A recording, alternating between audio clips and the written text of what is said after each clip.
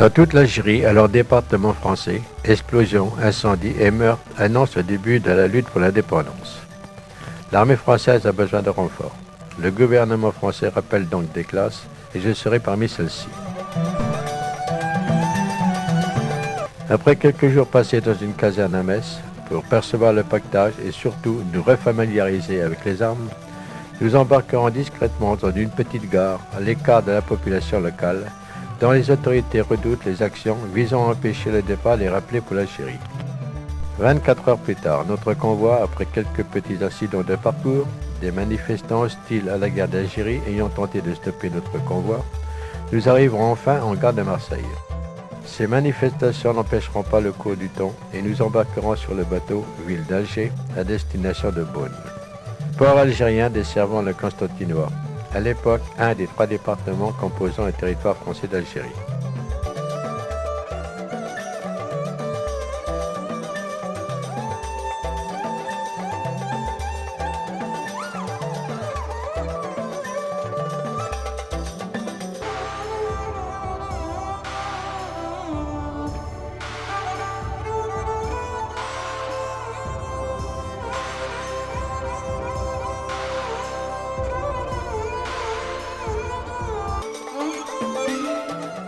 Après une traversée d'environ 36 heures, nous débarquerons enfin à Beaune où nous serons dirigés immédiatement vers notre premier cantonnement. Ce premier poste est situé au centre même d'un petit bourg appelé Combes. Il se situe pas très loin de la frontière algéro-tunisienne. Le secteur a priori paraît paisible. Rien ne laisse paraître qu'alentour il y a des rebelles. Au centre du bourg, une jolie mosquée à l'allure de petite église. Sur le toit du petit minaret, un nid de cigognes avec des cigogneaux. Quelques jours auparavant, des rebelles ont commis des attentats, attaques et incendié la brigade de gendarmerie et la mairie.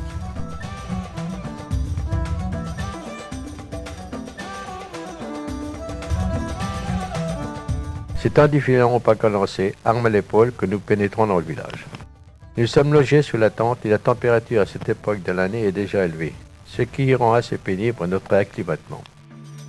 Comme la plupart des troupes présentes sur le territoire algérien, notre mission portera principalement sur des opérations de protection des personnes, des biens et des bâtiments officiels, mairies, écoles, dispensaires, etc.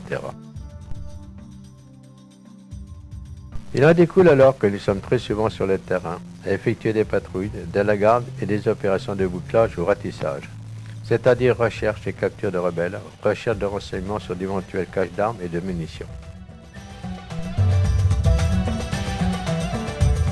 Les interventions, opérations, gardes se succèdent souvent de jour et de nuit et, rapidement, les conditions climatiques, l'insuffisance de repos et parfois de nourriture, souvent composées de rations militaires et surtout parfois le manque d'eau potable, deviennent vite pénibles et harassants. Nous effectuons parfois le long déplacement à pied dans un paysage aride, peu hospitalier, très chaud le jour et plutôt frais la nuit. Heureusement, nous avons parfois un peu de répit et de repos entre quelques opérations. Nous en profitons alors pour se défouler en se coupant comme on peut et surtout en allant à la baignade et à la pêche dans un oued, rivière en arabe, tout proche du village.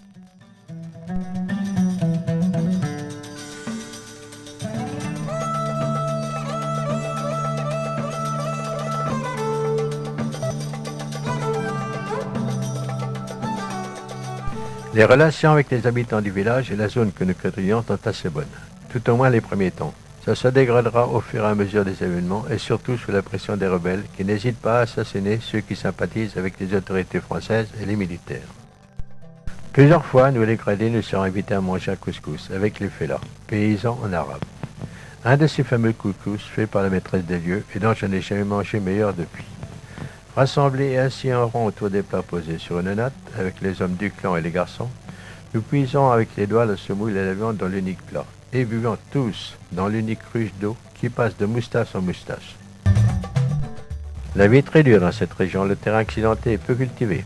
Les paysans sont très pauvres. L'habitat se compose parfois comme ici de petites maisons, sortes de huttes, construites avec du bois de la terre mélangé de la paille, couvertes de branches de palmiers ou feuillages quelconques.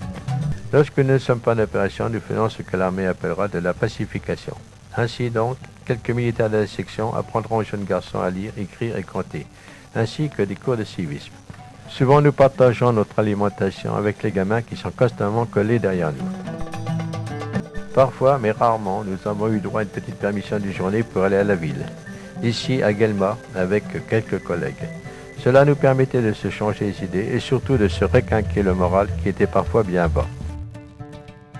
Quel plaisir de pouvoir s'offrir le temps d'un après-midi, une petite balade en calèche ou boire une boisson fraîche ou un de ces excellents thés à la menthe à la terrasse d'un petit bistrot.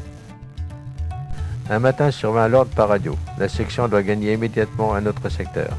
C'est ainsi que nous, puis en bagage, rejoignons Militari, un nouveau cantonnement. Une petite ferme isolée située au centre d'une cuvette avec rien alentour.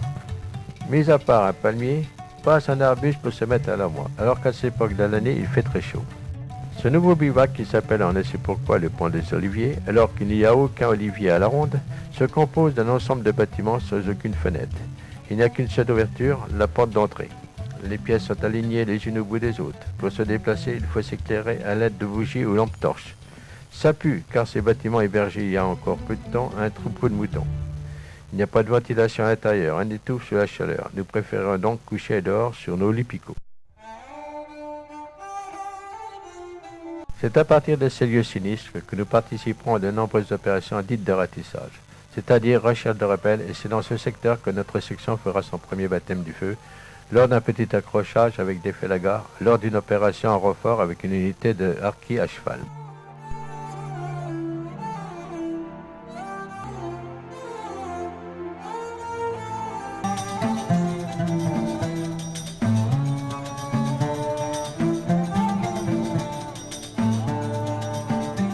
Dans l'ouest proche, parfois nous faisions une partie de pêche à la grenade pour changer un peu notre menu. En règle générale, lorsque nous étions en cotonnement, nous faisions notre popote nous-mêmes, et tout le monde, grade y compris, participait à la corvée de plus.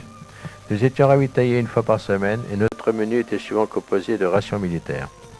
Nous avions parmi nous, comme rappelé, un boucher qui parfois abattait une jeune bête, ici une génisse pour améliorer notre ordinaire. Le plus désagréable, c'est souvent l'insuffisance d'eau potable, surtout lors de certaines opérations dans le bled. Celle-ci provenait soit d'une citerne qui était alimentée une fois par semaine, mais souvent d'un puits dont il fallait écarter la mousse pour y plonger la gourde.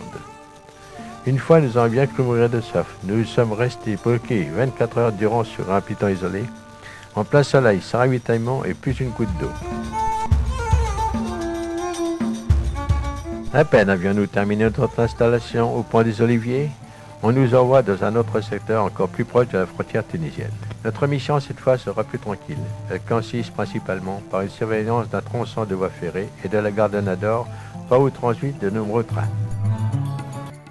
Notre nouvelle mission consiste surtout à protéger la gare et ses installations, point névralgique dans le secteur, et surtout surveiller et protéger un tronçon de voie ferrée sur une distance d'environ 50 km. Tous les matins, de très bonne heure, avant le passage des premiers trains, nous effectuons des patrouilles soit à pied, souvent à bord d'engins blindés spécialement aménagés pour circuler sur les rails. Nous réalisons ce qu'on appelle en termes militaires une ouverture, c'est-à-dire nous assurons avant le passage des premiers trains que la ligne de chemin de fer ne soit ni sabotée ni minée. Parfois, mais plus rarement, nous participons à des opérations dans le bled. Le secteur est calme et l'alimentation meilleure. Surtout, nous n'avons plus d'eau, car pour les besoins du chemin de fer, il y a un immense réservoir d'eau potable. C'est ici que je mangerai une quantité incroyable de melons cultivés dans le secteur, ainsi que d'excellentes dattes séchées que les paysans nous apportaient.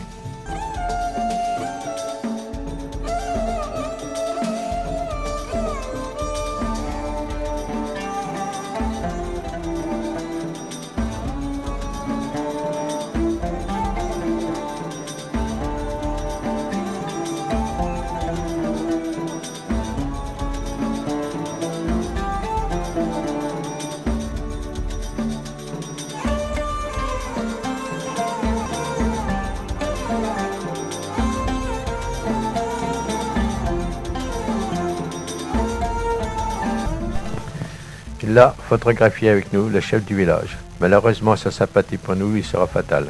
Un matin, allongé bien à l'évidence sur la route conduisant à notre cantonnement, nous le retrouvons sauvagement assassiné, la gorge tranchée.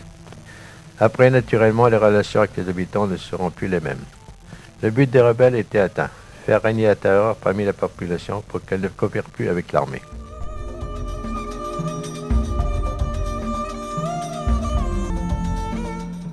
Le 19 août 1956, à 10 h du matin, je m'en souviens comme si c'était hier, Une permission de 10 jours dans la poche, je suis sur le quai de la gare, attendant le train qui va m'emporter vers la France pour aller voir ta grand-mère, Pierrette, qui vient de donner le jour à ta maman Dominique. Je suis ici photographié sur la cale de bière à Marseille, à l'issue de ma permission, alors que je m'apprête à prendre le bateau pour rejoindre ma section en Algérie. Naturellement, pour respecter la tradition, la naissance de ta maman sera copieusement arrosée avec les camarades de la section, y compris les employés du chemin de fer algériens avec qui nous avions sympathisé. Fini les rêveries et les joies de la permission. Il faut revenir à la réalité, reprendre des activités beaucoup moins plaisantes. Garde, patrouille, opération, attendre avec impatience que la rumeur qui court depuis quelque temps se confirme. Nous serons, paraît-il, renvoyés très prochainement dans nos foyers. Nous sommes début septembre et finalement nous serons livrés que fin octobre.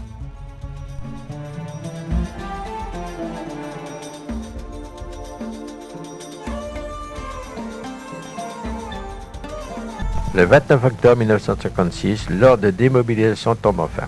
Nous embarquons à Beaune, direction Marseille, la famille et le pays. L'acquis tant attendu est enfin arrivé.